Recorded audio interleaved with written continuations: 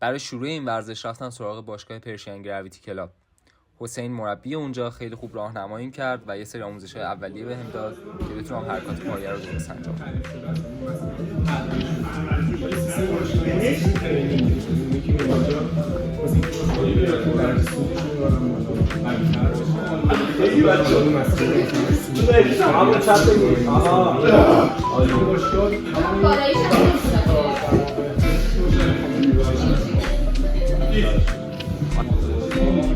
از اول برای توضیح بدم اونایی که الان نمیشین باز هستیه اونا توشون گیر هست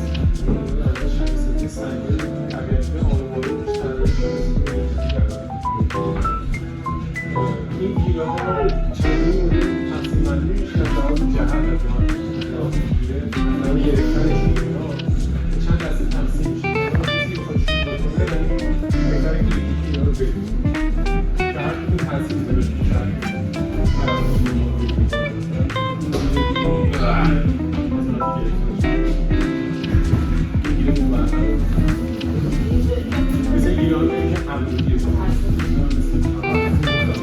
اینا تو جهت ترکیبی بدن نسبت اما کلا بخوام برای فناوری یک کوچولو رو بیاریم تجربهش بکنیم اینه که اول باید بدونیم که این ورزش تعادلیه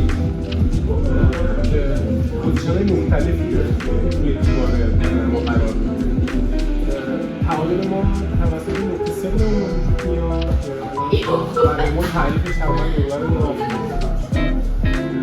دو تا پایه نگه دارن رو استفاده داریم الان 20 دقیقه نقطه صفر حالا روی دیواره رو دستم به ما اضافه میشه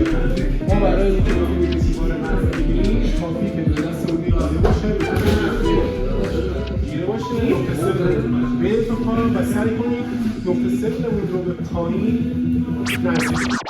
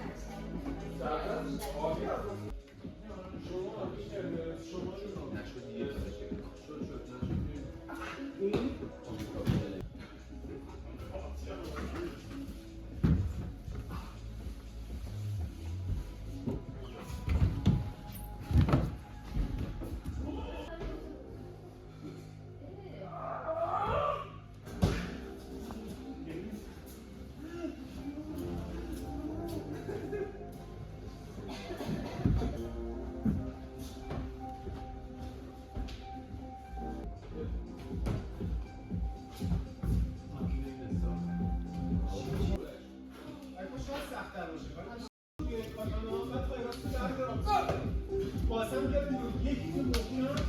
حتی بلند میشه نمیزر دوباره دو تا دیگه داری یه جهت بارش خوبه وقتی هم دور میزنی با شبه میزر دوباره این دوتا هم جهت بارش با چند بار بزنی دوتا هم حتی بزن از مثل آقا بشینید فقط مسلسل و هم مسلسل این آقا چند بگیرینه بابا شمسه بود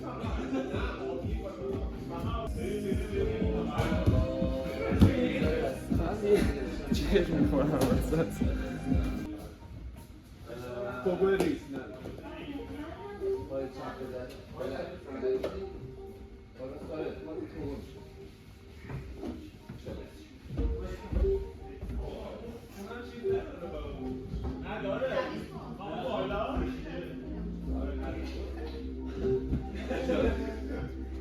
بابا دستم از سوزش نمیگیره بیستم همه سوزه خراب میکنه نویه گیره هاسته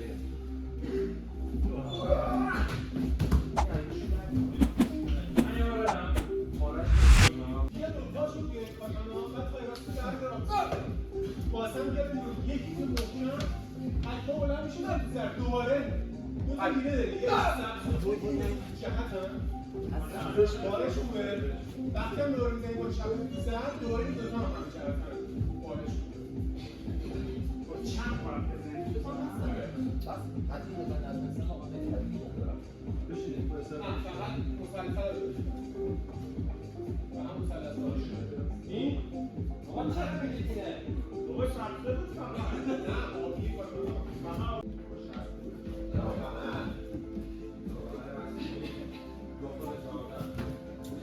بعد از 1000 تا تلاش که نتونستم گیره رو بگیرم، حسین وارد عمل شد و کمکم کرد که خودم به بالا برسونم. بزن مشکی بگیره مشکی بگیره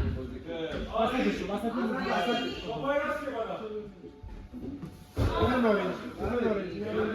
آها محکم تا بیاد بالا بیرش بالا تمام بزن بزن بگیرش